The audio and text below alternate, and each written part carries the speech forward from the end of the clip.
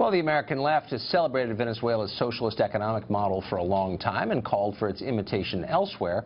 Unfortunately, as you just saw, the model appears to be encountering some fairly predictable difficulties recently, with violence, political unrest, and even starvation now sweeping the country, which, by the way, does not have toilet paper. Does the left still think that socialism works? Dakota Lilly is with the group Students and Youth for a New America. It's a pro-socialist youth organization, and joins us now. Dakota, thanks a lot for coming on. Thank you. So do you see a pattern here? I mean, it's not just Venezuela, but it's also, I don't know, 1970s Bulgaria and Romania and Albania and the Soviet Union and Cuba and North Korea. And every country that has tried this economic system winds up in poverty. So do you see a connection between all of these cases?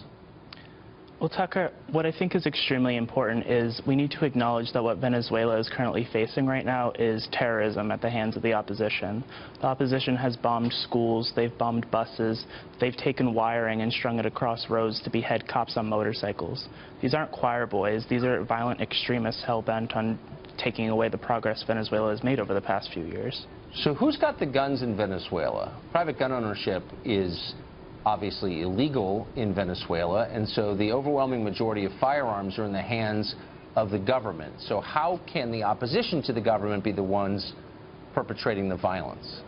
Well, Tucker, if you look at the casualties that have happened in the past few months in these protests, the majority of those that have been killed have been trade unionist leaders, have been dedicated Chavistas, have been people on the left. So obviously the ones that are being targeted are those that support the government. Dakota, I don't want to rock your world, but I think reliable statistics probably pretty hard to come by under the Maduro government, I would say, which controls, of course, all the statistics coming out of Venezuela. But the bottom line is the country has had a socialist government for over 10 years. It's become poorer every year, despite having the world's largest oil reserves. Does that give you any cause to stop for a second and say, you know, maybe this whole socialism thing doesn't work that well? It's never worked anywhere. It's not working again. Maybe there's a lesson for me as a young American, no? Well, Tucker, everyone in Venezuela, including the president, Nicolas Maduro, acknowledges that reforms are needed in things like food distribution and elsewhere. But very few, if anyone, in Venezuela want to go back to the pre-Chavez years of unbridled capitalism. So much so that the leader of the opposition, Enrique Capriles, calls himself a socialist. Presumably he means something different by that. Is your Spanish pretty good? I mean, do you have a pretty good handle on popular opinion in Venezuela? How would you know what the majority of people in Venezuela want?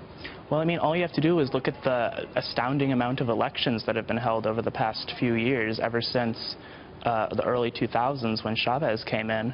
People have come out time and time again to vote for the United Socialist Party, to vote for constitutional referendums, and to vote for Hugo Chavez and Nicolas Maduro in elections that have been certified by international observers like the Carter Center. So you really think that the government of Venezuela is on the level, that it is a purely democratic government, that it's basically successful economically? How can you think that? I mean, have you spent a lot of time there? Have you talked to a lot of people about it? I mean, like, what gives you that idea? Well, Tucker, if you look at the international observers that have certified these elections, I mean, what stake does Jimmy Carter and the Carter Center have in defining fraudulent elections as democratic? I mean, I think most people, if you look at the violence that has happened after these elections, every time the government has won an election, there's been mass violence, yet the one time the opposition won in December, there was no violence. And plus, at the end of the day, what stake do American working families have in the United States meddling in internal affairs in Venezuela? Well, I don't think it's a question of the United States meddling in internal affairs in Venezuela.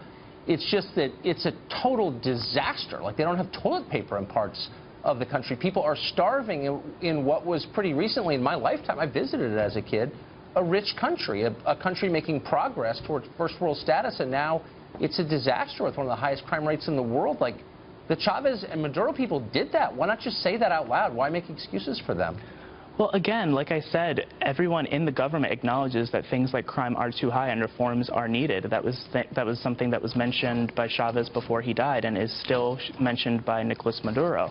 But in terms of economics, the sanctions that the United States has put on Venezuela and the hoarding done by multinational corporations in Venezuela certainly doesn't help the situation. Okay, but that's not the real problem. I mean, look, the Supreme Court shut down the Congress in Venezuela. If you believe in democracy and you think people ought to have some say in their government, if the government's shutting down the Congress, I mean, that's authoritarian. And again, as an American, why would you make excuses for that? I mean, there's no like, you're not Venezuelan. You don't have to pretend that this is going well. It's a total disaster. Why not just say so?